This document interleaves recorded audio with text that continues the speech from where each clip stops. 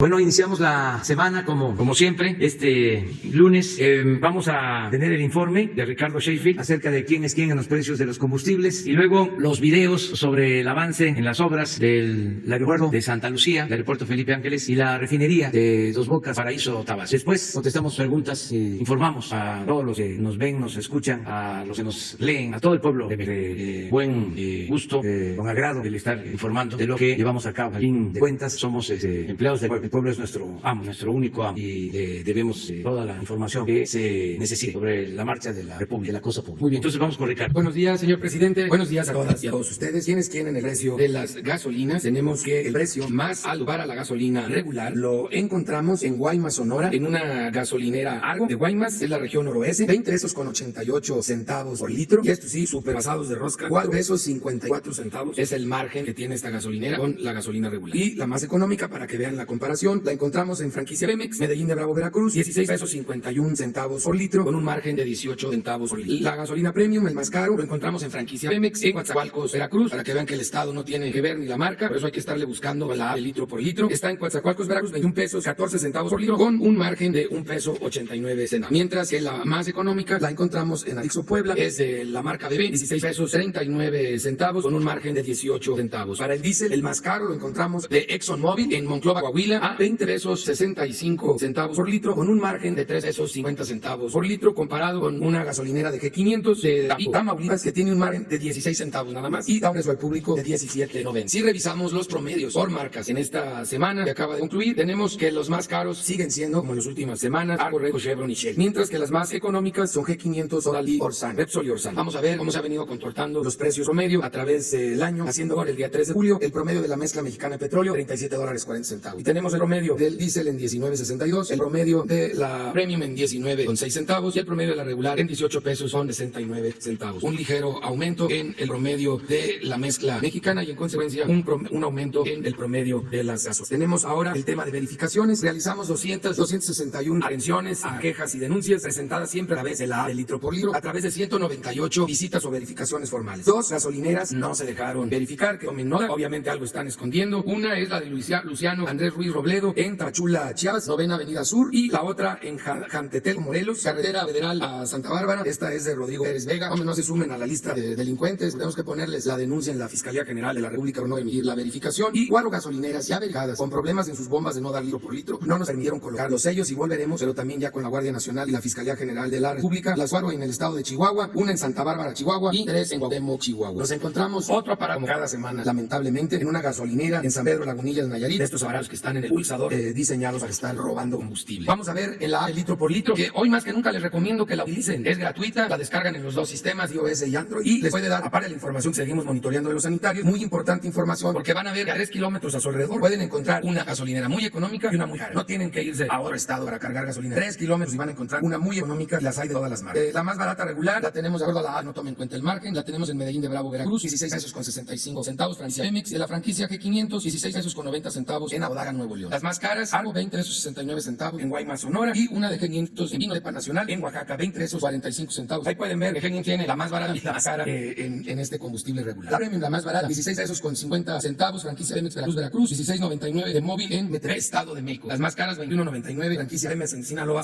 y 21.39 de Shell en Benito Juárez, aquí en la Ciudad de México. Para el diésel, la más barata, Dinami, 16.40, Saltillo, Coahuila, y franquicia Pemex en Veracruz, 17 pesos 35 centavos. La más cara de franquicia Pemex, también la misma gasolinera de Sinaloa, en 22.59 el litro, y 21.45 en G500 en Vino de Pan Nacional, Oaxaca, la misma que salió en la gasolina regular. Nos vamos al gas LP, y en el gas LP tenemos para tanques estacionarios el precio más caro a 12 pesos con 8 centavos por litro en Galigas, que es 10 gas, la marca Los Cabos, Baja California Sur, con un margen de 3 pesos y 1 centavo. Mientras que la más económica, Gas Providencia, del señor Jesús Vázquez, ha estado muy dando barato este año, muy barato en Guanajuato, el estado, se le agradece. Es en San José y Urbide, Guanajuato, 7 pesos 90 centavos por litro, con un margen de 1 peso 29 centavos. La más cara, Galigas, de 10 gas, en Los Cabos, Baja California Sur, 22 pesos 37 centavos por kilo, y un margen bastante asado de rosca de 4 pesos 96 centavos por kilo. Y gas Imperial, por el otro lado, en Acámbaro, Guanajuato, 16 pesos 4 centavos por kilo, con un margen de 3 pesos 4 centavos por kilo. Estabilidad del promedio de los precios a lo largo de todo este año, desde origen hasta el consumido, aunque varios haciendo esfuerzo de dar un buen precio al público. Hicimos 55 verificaciones, de las cuales 46 resultaron sin ningún tipo de infracción, 7 con infracción y 2 que no se dejaron verificar. Y Viga Gas en Salvatierra, Guanajuato, y Multiservicios Técnicos en Gas en Codán y Sali, aquí en el estado de México. Básculas verificadas 70, todas muy bien. 3 vehículos verificados bien, 5 53 autotanques verificados, 8 fueron inmovilizados porque tenían problemas. Revisamos valores de cilindros, de los cuales uno salió muy mal y nos subió el promedio a 12% en esta semana. Pero hay que indicar que todos los que estaban en mal estado y están inmovilizados ya eran del municipio de Jalpan de Serra Heredia. Y todos los cilindros de esta gasera estaban poniendo en riesgo a los consumidores. Es una zona muy húmeda, una zona en donde se desharon esos cilindros, pero ya está tomada la medida en ese lugar. Muchas gracias. Bueno, vamos con los videos para el avance de las obras. Secretaría de la Defensa Nacional informa los avances en la construcción del Aeropuerto Internacional Felipe Ángeles al 6 de julio de 2020.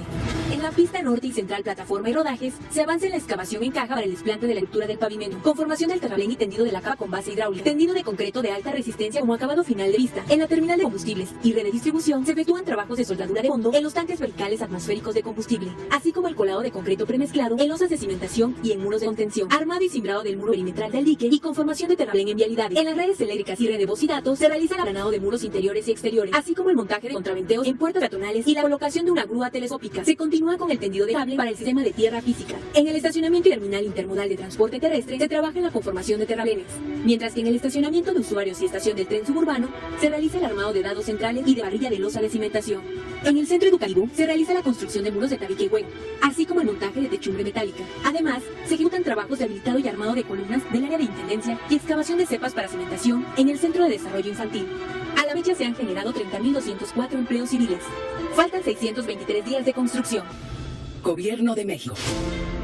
Es viernes 3 de julio, vamos a pasar el reporte. Ya terminamos todas las pilas de la planta combinada, 1.442 pilas, y hoy estamos en la planta coquizadora. Ve el reporte esta semana.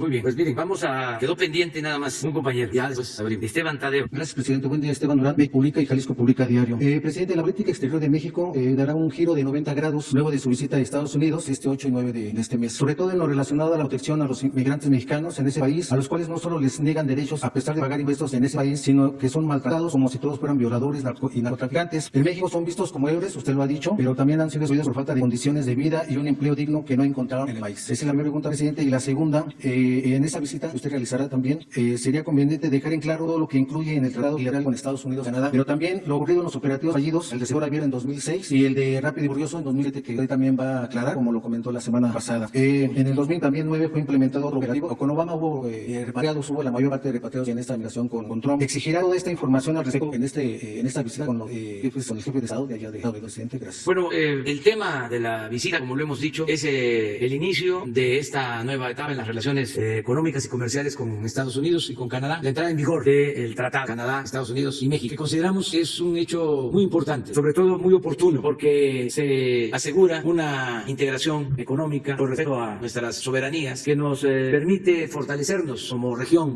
productiva, económica, comercial en el mundo. Este acuerdo es benéfico para las tres naciones, para los tres pueblos, y también tiene una peculiaridad, una característica: se protege a los trabajadores de los tres países. El acuerdo gobierno considera también el que haya salarios justos, prestaciones laborales justas en los 3 países. Esto no se contemplaba anteriormente. Y derivado de las buenas relaciones que tenemos con el gobierno de Estados Unidos, pues se está siempre procurando que haya un trato respetuoso con nuestro pueblo y en particular que se trate con respeto a nuestros paisanos migrantes. Siempre lo hemos hecho, lo seguiremos haciendo y en la visita eso es una parte importante, el que se dé un trato respetuoso a nuestros migrantes, a nuestros compatriotas que por necesidad han tenido que ir a trabajar, a vivir, a buscarse la vida a Estados Unidos. Si tenemos buena relación con el gobierno de Estados Unidos, vamos a evitar que haya malos tratos. Y esto poco a poco lo hemos ido logrando. Mis críticos, nuestros adversarios, hablan de cómo voy si se ha ofendido a los mexicanos. Yo quiero decirle al pueblo de mi país que en el tiempo que hemos estado nosotros en el gobierno ha habido una relación de respeto, no solo al gobierno, sobre todo al pueblo de México. No es el mismo trato de antes. Y esto se puede probar en declaraciones, en mensajes que se pierden sobre México desde el extranjero. Y es una situación completamente distinta. Entonces vamos a celebrar que se inicie este tratado y vamos a seguir impulsando una relación de respeto, de cooperación, de amistad con el pueblo y con el gobierno de Estados Unidos. Y lo vamos a hacer, ya lo dije, lo repito, como lo merece el pueblo de México, tanto los que viven en Estados Unidos como los que estamos en nuestro territorio. Una relación y una representación digna y con devoción. Entonces vamos a esa visita, a este encuentro. Mañana voy a salir, te va a informar, a notificar al Senado de este viaje. De todas maneras vamos a encontrarnos mañana porque voy a salir al mediodía. Entonces vamos a tener la oportunidad de platicar por la mañana, de conversar por la mañana, de que informemos todavía mañana más. Presidente, y otro operativo también fue, se llama receptor abierto en la época de George Bush. Sí, miren, esa es una diferencia, porque se habla de el respeto, del cuidado de nuestra soberanía, y yo puedo decir, informar que no se ha violado en el tiempo que soy presidente nuestra soberanía, y que no ha habido ningún acuerdo que vulnere nuestra soberanía, ni abierto ni encubierto. Y esto tiene que ver con nuestra actitud, pero también con la actitud de respeto del gobierno de Estados Unidos. Entonces, lo que sucedía antes ya no se permite. Estos operativos encubiertos, como el Rápido y Furioso, de introducir armas a nuestro país que se utilizaron para quitarle la vida a mexicanos, inclusive a extranjeros. Eso no sucede, eso quedó ya atrás. Y acerca de esos expedientes, pues tanto la Fiscalía de México como lo que tiene que ver con la Autoridad de Justicia de Estados Unidos deben de informar. Ya nosotros solicitamos mediante una nota diplomática toda la información al respecto. Pero el tema, repito, de la visita es el tratado. ¿Por qué? Porque va a significar más inversión foránea a México, va a significar empleos para México, bienestar para nuestro pueblo. Por eso me importa mucho. Y también es incluir a todos los mexicanos, porque con el tratado pues, se benefician más las empresas, se benefician más trabajadores del norte, del Bajío, se benefician más profesionales. Entonces no es solo atender el sur y el sureste que han quedado en el abandono y que ahora los estamos atendiendo para equilibrar, porque se tuvo crecimiento en el norte, en el Bajío, en el centro, pero no en el sur y en el sureste. Ahora estamos promoviendo inversiones en el sur, en el sureste, como lo dice la canción de Serrat. El sur también existe sin dejar de atender a las otras regiones de México, porque gobernamos para todo el país y para todas las clases sociales, dándole, y esto es un acuerdo, yo diría mayoritario, casi de consenso, de que le demos preferencia a los pobres por humanismo. Entonces, por eso el tratado es importante. Y los otros temas ahí se van a ir tratando. Cuando regrese, desde luego que voy a informar al pueblo sobre lo que se trató en estos encuentros. Ahora sí vamos abierto. Vamos a empezar con mis compañeras, luego y nos vamos aquí. Gracias, presidente. Tú pediste, ¿no, verdad? Ya, bueno, dos y dos. Y luego, Gracias, presidente. Lisbeth Álvarez, Diario Basta y Grupo Cantor. Presidente, con la firma de este tratado comercial, ¿qué beneficios constantes y sonantes recibirán los empresarios mexicanos, sin importar que estos sean neoliberales? Y en otra segunda pregunta, en caso de que algún político o algún empresario le ofreciera su avión privado para alguna de sus giras, ¿usted lo podría hacer? Saber si ya tiene todo preparado para el día de mañana, si ya se hizo la prueba del COVID. ¿Eso será cuánto, presidente? Bueno, ya estamos preparados, ya sabemos cómo vamos a viajar. Va a ser en avión de ruta, avión comercial. Vamos a llegar a Washington por la noche. El miércoles iniciamos actividades. Vamos a llevar ofrendas al monumento de Abraham Lincoln y de nuestro patricio Benito Juárez. Y luego vamos a la Casa Blanca y hay encuentros, reuniones hasta la tarde noche. Tengo pensado regresarme el jueves. Ya ven la querencia, ¿no? ¿Cómo llama? La tierra ya. Entonces vamos a procurar regresarnos el jueves porque toda la ceremonia y toda la reunión de trabajo es en la Casa Blanca y ya se tiene una agenda. Vamos a estar ahí trabajando y intercambiando puntos de vista. Acerca de cómo me traslado, pues es lo mismo. No hay necesidad de ir en un avión particular. Ya he dicho que en caso de urgencias, Loco Madera utilizaría aviones, helicópteros de la Fuerza Aérea de la Secretaría de Marina, pero solo en caso de emergencia aquí en nuestro país, cuando se requiera para auxiliar a la población. Yo esté en algún sitio pronto, entonces sí, pero mientras pueda llegar sin problema, pues voy a usar las rutas que existen. Se puede uno ir a cualquier parte del mundo en aviones comerciales, si acaso si no hay directo, hace uno escala, pero 1 hora, 2 horas, 3 horas, y llega uno bien, sin problema. Yo creo que también es más barato, porque un avión particular gasta más combustible y es más costosa la operación de esos aviones. Entonces vamos a estar en Washington. ¿Qué otra pregunta? de mexicanos. ¿Cuáles serían los beneficios con ese tratado comercial? Muchos. Ya hay una integración bastante importante. Hay lo que se conocen como cadenas productivas. Hay procesos de producción que están relacionados. Se producen piezas en México, se llevan a Estados Unidos, a Canadá. Muchas veces se regresan para que sean ensambladas otras piezas en México y vuelven otra vez a exportarse ya terminados los artículos de consumo, las mercancías. Entonces es bastante la integración. Hablábamos que no solo es la integración en la industria automotriz o en otras industrias, también hasta en la industria armamentista. Hay partes de la industria armamentista de Estados Unidos que se producen en México. Entonces hay mucha integración. Ahora, con este nuevo acuerdo se va a procurar que llegue más inversión de todo el mundo a la región porque se está pidiendo que se utilicen más insumos que se produzcan en América del Norte, es decir, en México, en Canadá y en Estados Unidos. Un mayor contenido de estos insumos que deben de producirse en la región. Antes no era así, un porcentaje menor. Entonces esto va a significar que muchas empresas se tengan que establecer en nuestra región. Y lo otro que es, ya lo dije, importante, es el trato especial a los obreros mexicanos, los trabajadores de México. Eso está en el tratado. Sí se va a ayudar mucho a la iniciativa privada de México. Ya muchos tienen plantas de autobar y estas plantas se están fortaleciendo y se van a ampliar y va a llegar más inversión. Ese es mi pronóstico. Además, en un momento en que necesitamos que se impulse el crecimiento, reactivar nuestra economía. No hay otra región en el mundo que esté haciendo lo mismo. Tuvimos la suerte, la fortuna de que con esta pandemia que nos ha afectado, que tumbó la economía mundial, estemos ahora llegando a ese acuerdo para impulsar las áreas productivas y crear empleos en América del Norte. Entonces, por eso es muy importante la visita. ¿Mande? ¿Sí? Te rayó. No solo los coches. A ver, bueno. Es que no solo es la automotriz. Creo que hay muchísimas industrias, muchas de ellas incluso hasta familiares, que se ven beneficiados por el tratado del TECMEC. Y estos zapatos son un ejemplo. La suela viene de un toro de Estados Unidos, se curte en León. El corte, lo de arriba, viene de un venado canadiense y se curte en León. Y el zapato es de una mar americana, pero se fabrica en Manuel Doblado, Guanajuato. Entonces, hay participación en el zapato de empresas familiares de los tres países. Y esto es solo un ejemplo de miles de ejemplos que construyen la economía de estos tres países. Creo que era señalarlo. No solo... Muy bien, ya me corrigió la plana, pero qué bueno que hizo esta aportación. A ver, Isabel. Gracias, buenos días a todos. Presidente, sabemos de la importancia que hay en la relación cultural y económica con los Estados Unidos y la puesta en marcha del TEMEC. ¿Pero qué tiene pensado para Canadá, para su primer ministro? ¿Usted ha pensado ir a Canadá próximamente o bien, en su caso, invitar al primer ministro de Canadá a México? ¿Por qué? Porque el TEMEC son tres partes. Una parte fundamental sí lo es Estados Unidos, pero también lo es Canadá. ¿Qué ha pensado en este sentido? Y en el caso de su visita a los Estados Unidos, me gustaría saber si, como son los tiempos de la 4T, va a dar o no entrevistas a la prensa extranjera allá en los Estados Unidos. Muchas veces cuando los presidentes mexicanos viajaban al extranjero, pues daban informaciones relevantes, ¿no? ¿Cómo va a ser el tratamiento de usted con la prensa extranjera? ¿Lo va a acompañar su esposa a esa gira? Y me gustaría reiterarle la pregunta de mi compañera. ¿Ya se hizo la prueba del COVID? Obviamente para descartar que tenga COVID, por favor. Bueno, pues ayer me informó el secretario de Relaciones Exteriores, Marcelo Ebrard, que quiere hablar conmigo, quiere tener una conversación telefónica el día de hoy a las 9:30, terminando aquí la conferencia. Voy a terminar no a las 9:30, antes tengo que ir a desayunar, como ustedes igual, una guajolota. Eso sí se sabe, ¿verdad? Bueno, a las 9:30 tengo esta entrevista con el primer ministro Trudeau de Canadá. Él no puede asistir a este encuentro del miércoles, según informaron. No sé qué me vaya a plantear. Nosotros hicimos la invitación a Canadá, pero decidieron no estar. Entonces vamos a esperar a ver qué me dice el día de hoy. Mañana les informo a ustedes. Pero sería importante que viniera a México, por ejemplo, ¿puedo invitar a Sí, México? está invitado a venir a México. Están invitados todos los jefes de Estado, presidentes, primeros ministros. México es un país hospitalario, amigo de todos los pueblos, de todos los gobiernos del mundo. Tenemos mucho que agradecerles a todos los gobiernos, a los pueblos. Hay un gran respeto por nuestro país, por México. Ahora que México participó para ser miembro del Consejo de Seguridad de la ONU, tuvo una votación mayoritaria, casi unánime, de todos los países que integran la ONU. Es mucho el prestigio de México en el mundo y tenemos una relación fraterna, amistosa con todos los pueblos y con todos los gobiernos, de modo que está invitado el primer ministro Trudeau. Llevamos muy buena relación con el gobierno de Canadá, que es parte de este acuerdo, de este tratado. Entonces vamos a ver de qué trata hoy la conversación y desde luego que nos da mucho gusto el que vamos a poder platicar con él por teléfono a las 9:30 mañana. Extranjera y la prueba de COVID, ¿la acompaña a su esposa a la No vamos a hacer lo mismo. Ya ven que allá se decían cosas que tenían que ver con México, cosas importantes. Me acuerdo que un presidente allá en Europa puede decir que se iba a privatizar el petróleo, imagínense. No, es lo que se va a dar a conocer allá en el lado público y también en las reuniones. La Secretaría de Relaciones Exteriores va a informar completamente de todo lo sucedido, plenitud de todo lo que haremos. Y yo aquí de regreso también voy a informar. Pero no voy a ir a decir allá nada que tenga que ver con la vida interna de nuestro país. Para eso informamos a ustedes. Acerca de la prueba, sí, me voy a hacer la prueba posiblemente el día de hoy, por la tarde. Ya mañana, si es que avanza, que me den el resultado, ya mañana les informo.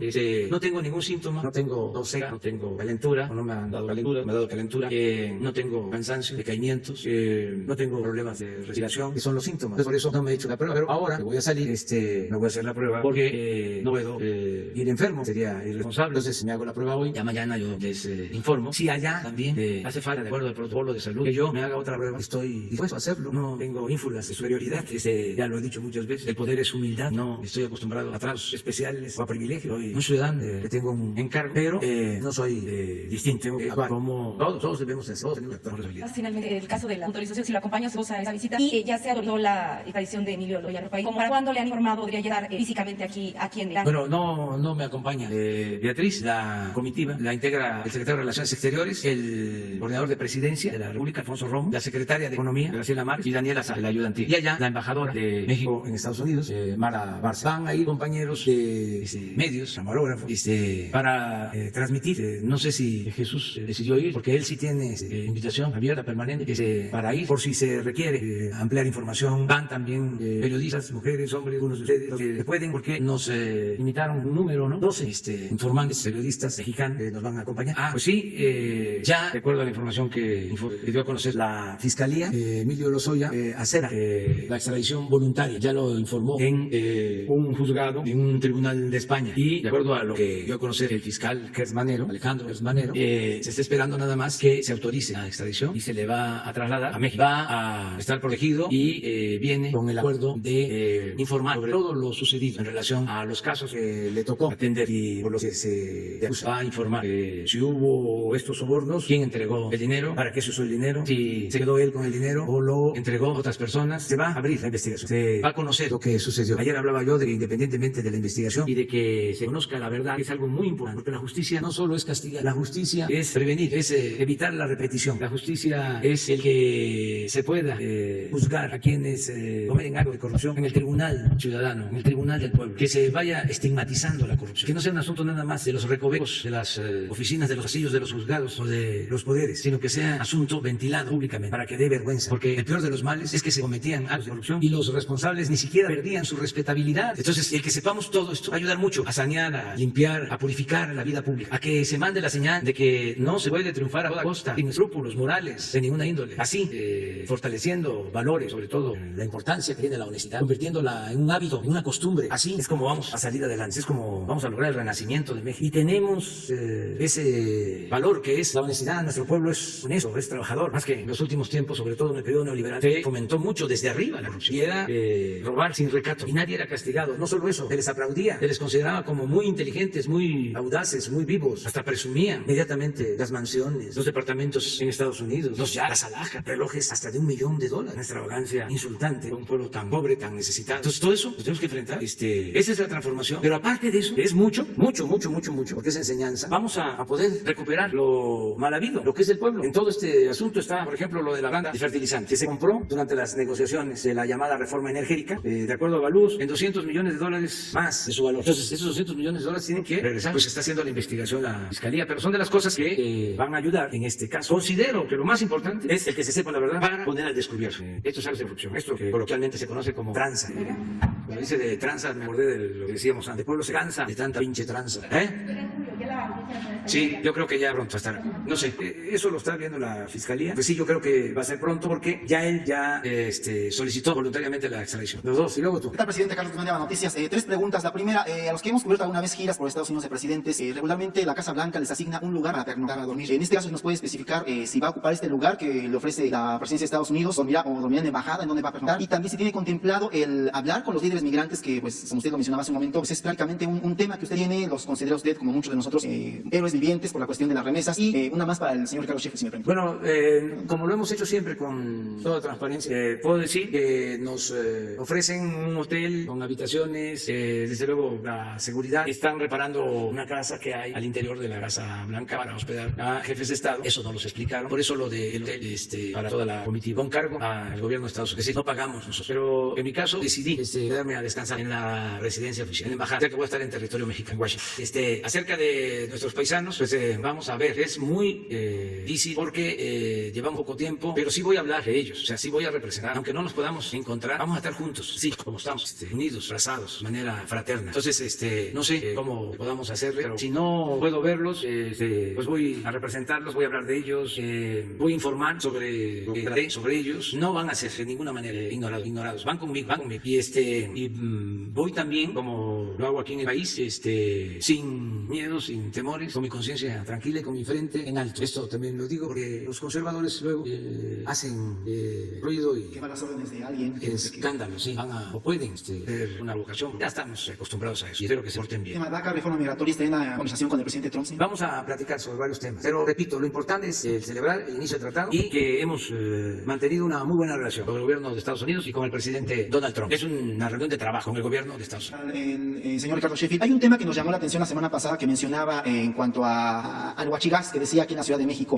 Sé que está, obviamente el tema es la agenda, es la visita del presidente a Estados Unidos, pero nos ha llamado muchísimo la atención en esta cuestión del huachigás. Lo han mencionado 2 semanas continuas en la Ciudad de México que existe un tráfico de huachigás. ¿Qué tan grande es este problema aquí en la Ciudad de México, en el Valle de México, en cuanto al tráfico de gas? Desde que entró el señor presidente, y me tocó constatarlo en una reunión, nos giró instrucciones a muchas tendencias del gobierno a trabajar en equipo para combatir el robo de gasolina y el robo de gas. El robo de gasolina, ustedes lo han visto, el señor presidente lo ha señalado, se ha venido combatiendo con éxito y fue el primer producto de estos dos que se pudo controlar. Después se empezó a avanzar en el tema del gas LP. Igual que la gasolina tenía una zona en donde se distribuía este combustible robado y se vio cuando se cortaron los ductos en donde hubo escasez. También el gas tiene sus zonas de mayor consumo, el gas robado. Y una de las zonas de mayor consumo de gas robado es el Estado de México y la Ciudad de México. Por eso se pudo constatar la semana pasada un caso en particular de abastecedores de este producto al transporte público. La Ciudad de México nos pidió Claudia Sheinbaum que fuéramos a ver por qué les estaban subiendo tanto el precio del gas, pero cuando nos dijeron que se lo estaban dando a un precio exageradamente bajo, les preguntamos que si ellos lo estaban subsidiando, dijeron que no. Dije, bueno, a reserva que lo verifiquemos, pero 99.9 de seguridad de que es robado, sino como lo dan tan barato. Coadyuvamos nosotros, pero en realidad la acción del fondo no nos compete a Marufes, compete un trabajo equipo de todo el gobierno federal que encabeza en este caso la Secretaría de la Defensa Nacional.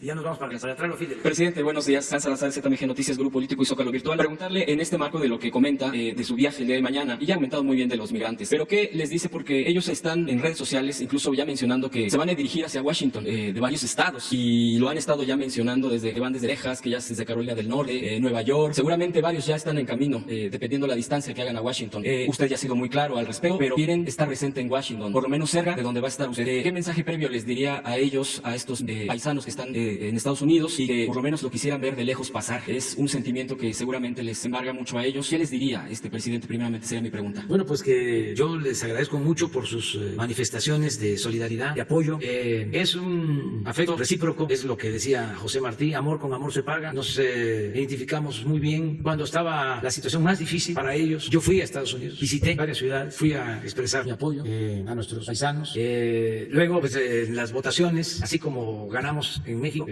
con el mismo margen, yo creo que hasta con más ventaja ganamos en Estados Unidos con los votos de los mexicanos. Entonces es una relación estrecha, afectuosa.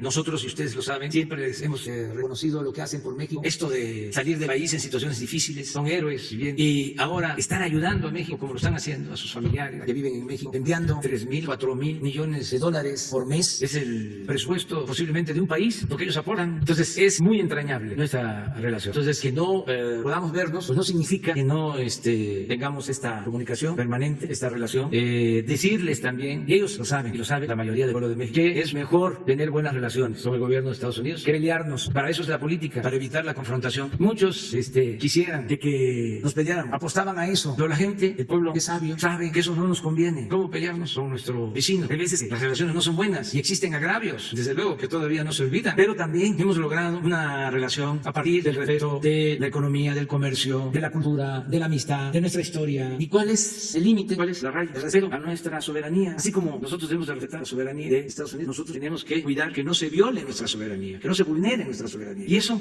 ha quedado a salvo siempre, porque es una cuestión de principios. Entonces por eso voy con la frente en alto a representar a un gran pueblo. Entonces vamos a estar allá. Yo les pediría también, si se puede, pero esto es voluntario, que no se muevan mucho, que no haya ningún acto, que no se junten mucho, que haya sana distancia por la pandemia, que nos cuidemos, que no se alteren los protocolos, aunque son otros allá, pero yo creo que es universal el que debemos cuidarnos manteniendo una sana distancia. Entonces pedirles eso. Además decirles que afortunadamente existen las redes sociales, las benditas redes sociales, y que ahí se va a dar a conocer lo que tratemos, lo que voy a exponer se va a dar a conocer, como también lo que dé a conocer el presidente Donald Trump, que es el anfitrión, y él con toda libertad va a expresar, como nosotros también. Segundo punto, presidente, a partir de que usted ha mencionado que va a estar al pendiente, al tanto de la próxima elección del año que viene, respecto a como ciudadano, denunciar alguna de fraude, y bueno, pues además de que ya hay un castigo más severo, o un castigo severo ahora sí, al respecto, pues hay obviamente pues el contrapeso, la oposición, en este caso el PAN concretamente, a través de su presidente, ha mencionado que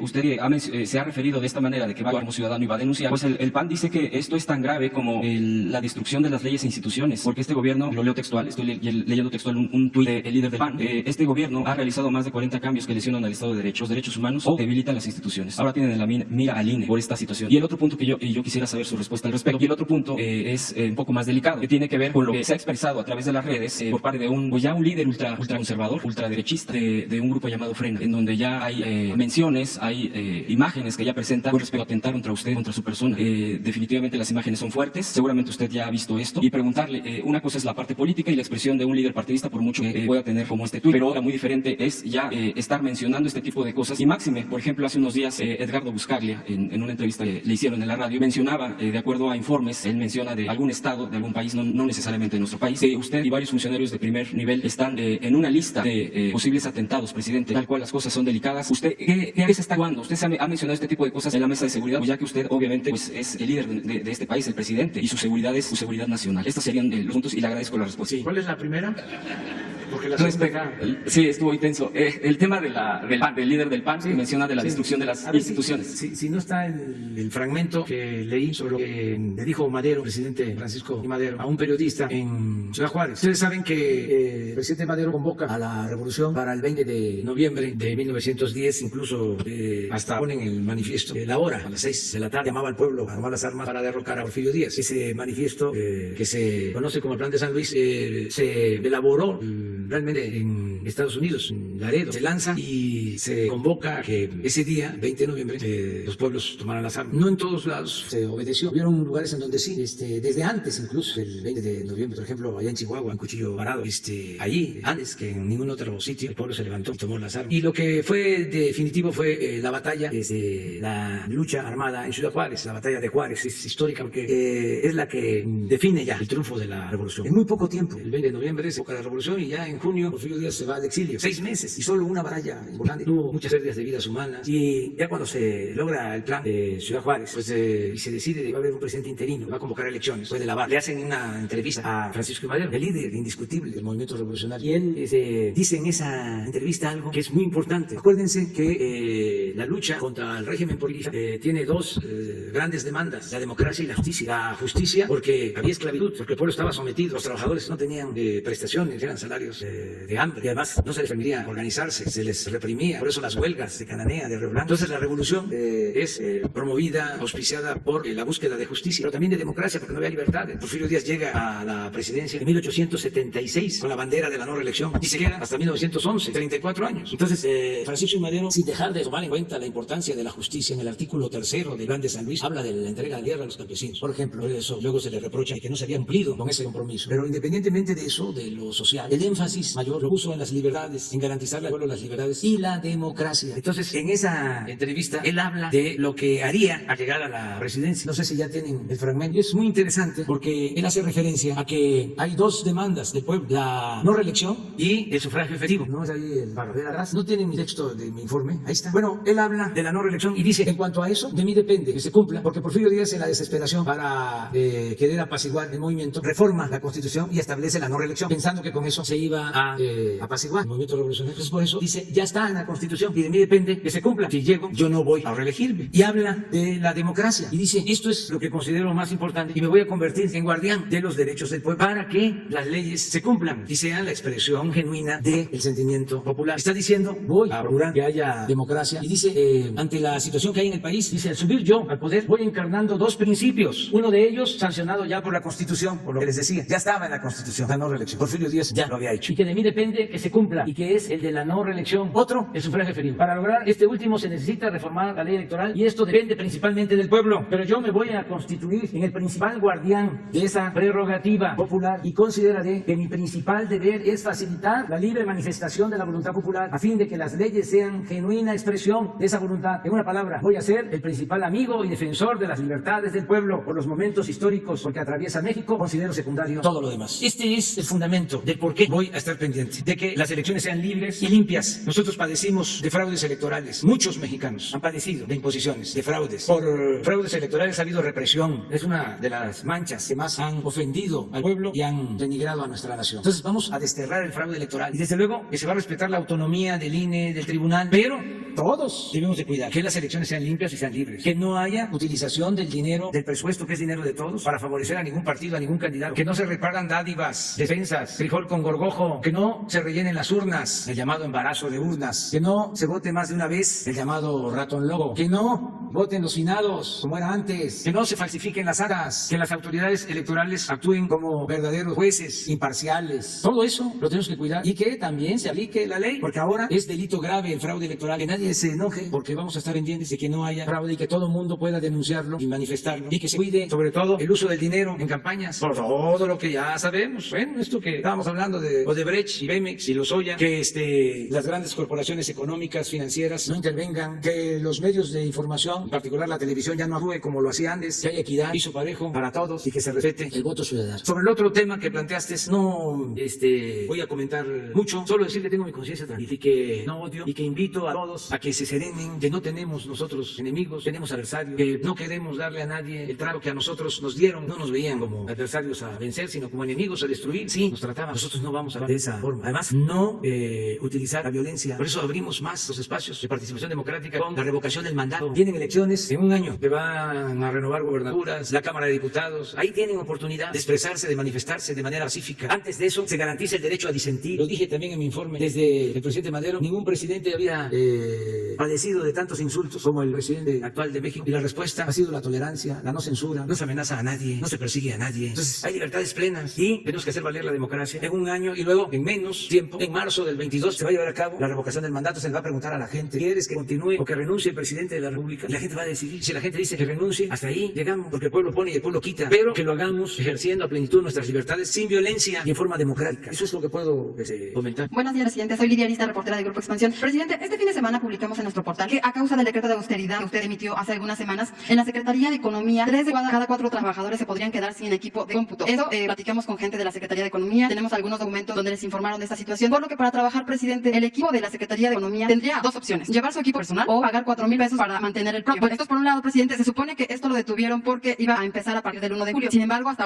ahorita no ha pasado. Pero, presidente, también se les está pidiendo a los trabajadores de la Secretaría que ellos mismos respalden su información, porque igual, debido a que hay austeridad, no tiene la Secretaría de Economía la capacidad para respaldar esta información. Presidente, quisiera preguntarle, ¿no le va a salir más cara la austeridad al pueblo de México con situaciones como esta? Vimos hace algunos meses que algunas instituciones fueron hackeadas, por ejemplo. ¿Cuántas instituciones sabe usted que a lo mejor tienen arrendamiento del equipo de cómputo? Porque parece que esta es la situación en la Secretaría de Economía, que como se venció el contrato, ya no se tiene el dinero para seguir pagando la renta de este equipo de cómputo y por eso les da opción a los trabajadores. También quisiera saber si sabe hasta cuándo se pone esta situación que está sucediendo en la Secretaría de Economía. Si no se llevó a cabo el 1 de julio, ¿hasta cuándo podría empezar? Y, presidente, hay algunos que lo califican en redes sociales como una ocurrencia. ¿Qué me podría decir al respecto? Este sería el primer tema, por favor. Pues que se está llevando a cabo un plan de austeridad republicana, que es un asunto, lo he dicho varias veces, de principio, no administrativo. No puede haber gobierno rico o pueblo pobre. Pero, presidente, se quedarían sin computadora 3 de cada 4 trabajadores. ¿Cómo los van a poner a trabajar? Primero, no va a suceder eso.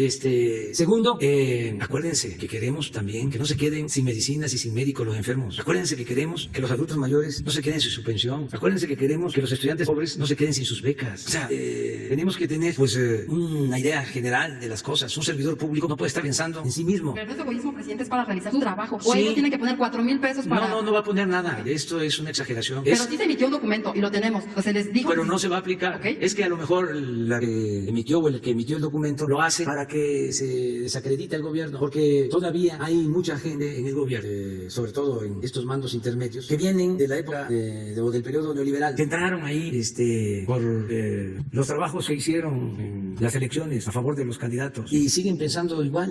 Ya se llevó a cabo un cambio. Entonces, la austeridad va a continuar. O sea, que ni estén pensando que vamos a volver al derroche. Además, no sé si en Expansión ya dieron a conocer que Calderón le dejó comprado el avión presidencial a Peña. Sí, ya se informó, presidente. Ya se informó que, por ejemplo, el último vuelo de ese avión presidencial, cuando el presidente Peña va a Argentina, cuando el G20, nada más en gasto de internet cobraron 7 millones de pesos. Pero ¿sabe qué pasa, presidente? Perdón, que hay veces que nosotros metemos solicitudes de información justo para señalar estos temas que usted nos comenta aquí en la mañanera, y cuando lo solicitamos nos responde Presidencia que no tiene documentación. Por ejemplo, fue el caso del GEL que usted presentó aquí, los rastrillos, al menos yo lo metí directamente para conocer el desglose. Sin embargo, Presidencia argumentó que no tenía documento. Entonces, de pronto es como el presidente nos está diciendo y cuando vamos a... En este caso en particular se dio a conocer, se hizo público, está en las redes, y no ocultamos nada. Entonces siempre pues va a haber resistencias a todos estos cambios, pero no debemos ensimismarnos. Nosotros somos siervos de la nación, como decía Morelos, servidores públicos. No estemos pensando de manera egoísta, en forma individualista, ¿qué voy a hacer? Imagínense lo que hacían los que lucharon en otros tiempos por la libertad, por la justicia, por la democracia, por la soberanía, que estaban esperando que tuvieran sus computadoras para luchar, para transformar. Yo creo que son instrumentos y que son importantes, pero no es eso. Pero ¿cómo sería su trabajo, Lo más- presidente, en estos tiempos cuando todos utilizamos una computadora? Pues ¿Se la van a tener hay que manera, compartir? hay forma de resolverlo. Si lo que sobraban eran computadoras. ¿Cuál propone el presidente de la República para que El los que trabajadores... se compartan más los instrumentos de trabajo y que no haya corrupción. Es que habían contratos de computadoras a diestra y siniestra. ¿Este es un caso de eso? Sí, y en aduanas acaba de cancelarse un contrato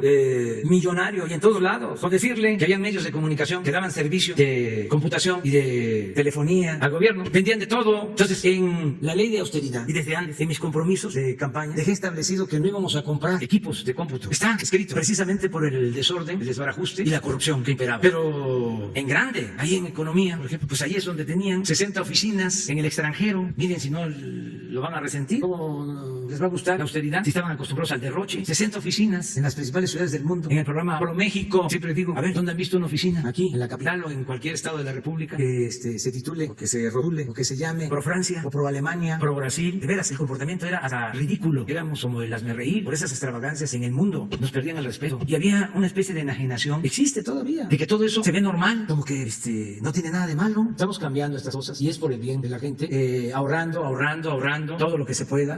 Los que lucharon durante la reforma para restaurar nuestra república con la invasión extranjera, los oficiales surcían sus uniformes, ponían de su bolsa. Hay una anécdota bellísima de que Riva Palacio se retira a escribir y lo manda a llamar al presidente Juárez y le dice, oiga, hay una deuda con usted porque usted le pagó a oficiales y a soldados de su dinero.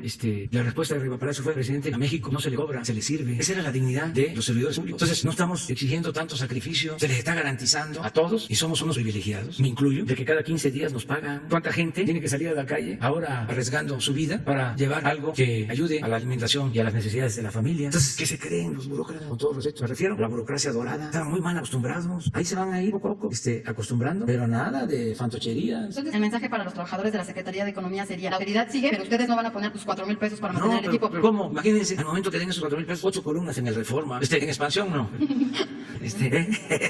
Pero, presidente, ¿sí puede pasar que se queden entonces sin estos equipos por los contratos? No va a pasar eso. No, Okay. De ninguna manera es lo mismo de la extinción de la cancelación de los fideicomisos, de los fondos. O sea, la gente se les va a seguir ayudando, el que tiene su beca va a seguir recibiendo su beca. Lo que pasa es que todos esos aparatos que cuestan mucho van a dejar de existir y Hacienda va a tener el dinero para dar el apoyo a los estudiantes, a los creadores, a los artistas, a los cineastas, a los artesanos, a los antropólogos, arqueólogos, de manera directa, poniendo orden, porque proliferaban los fondos, los fideicomisos, sin control, manejados, ya lo hemos dicho, con aparatos burocráticos onerosos, en donde el director del fideicomiso ganaba muchísimo dinero, aparte tenía direcciones, asesores, viajes al extranjero, etcétera, etcétera, etcétera. Entonces vamos a que el recurso le llegue al beneficiario de manera directa, sin intermediarios. Presidente, hace un momento usted mencionaba que hay funcionarios que quieren desacreditar a su gobierno. En este sentido, ¿buscaría hacer una limpia de estos mandos intermedios? Es que siempre lo he dicho, ya deberían, por honestidad, los que no comparten lo que estamos haciendo de acuerdo a el proyecto de transformación que se está aplicando, deberían decir, me voy a la academia o al sector privado, pero no,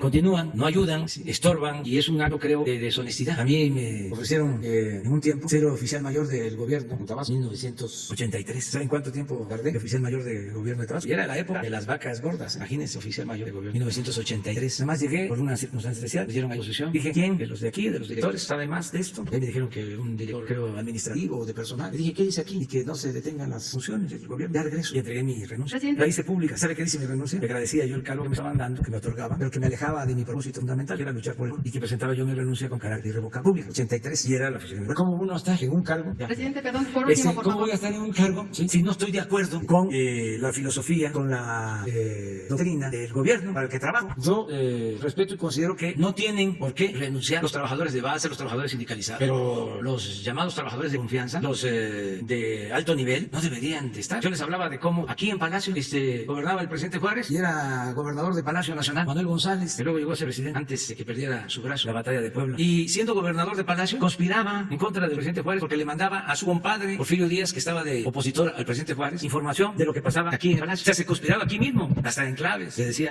tú avísame cuando se necesite dar a conocer sobre el tronido del rayo. Dice, hay una novela de Carpentier que es extraordinaria. ¿Cómo se llama? Es el método, ¿sí? Donde el que conspiraba, claro que trataba de un personaje dictatorial, pero el que estaba en contra de él, el que más más lo dañaba era su secretario privado, porque sacaban volantes, pasquines en contra del dictador con toda la información precisa. Pues era su secretario el que filtraba. Es muy interesante la novela. Además, Carentier, un gran escritor, le debieron dar el premio Nobel de Literatura. No se lo dieron por razones políticas, porque era cubano. En ese entonces, pues eran muchas las fobias. Y no es que la política no tenga que ver literatura. No, claro que sí. Siempre han dado el premio unos que no son grandes escritores. Le puede decir que son buenos escritores, pero no grandes escritores. Presidente, yo sé Ya que me voy tiene porque ir, tengo que pero desayunar tengo para... una pregunta, por favor. Mire, el crimen organizado mostró su capacidad de fuego en el ataque al secretario de Seguridad en la Ciudad de México y también lo vimos en el operativo de Culiacán. Por ejemplo, en el atentado contra el secretario se utilizó una arma Barrett que se hace en Estados Unidos. Presidente, ¿cómo va el operativo Rápido y Furioso? Perdóneme, ya lo ando confundiendo. ¿Cómo va el operativo Frozen, por favor, presidente? Sería un tema que usted tocaría allá en Estados Unidos. Es importantísimo. Así como a Estados Unidos le importa la migración, a México le importa el tráfico de armas. Muchas gracias. Sí, se trata de eso en la relación bilateral constantemente. Lo del tráfico ilegal de armas, el contrabando de armas. Es pues sabido que hay contrabando de armas y estas armas tan peligrosas que utilizan, pues las traen Estados Unidos y se está haciendo una investigación sobre eso. La Secretaría de Relaciones, la Fiscalía trabajan en este tema. Luego son dos cosas distintas. Una es que se permita la introducción de armas con el consentimiento del gobierno, que eso fue Rápido y Furioso, y otra, que entren de contrabando. De todas maneras, se le está siguiendo la pista a esas armas para ver quiénes son los que las están vendiendo en Estados Unidos. No hay nada difícil porque existe cooperación entre los dos gobiernos sobre este tema. Es un asunto que está en la agenda, que se está tratando constantemente. Nos vemos mañana bien lista. Pero vamos para atrás, se queda.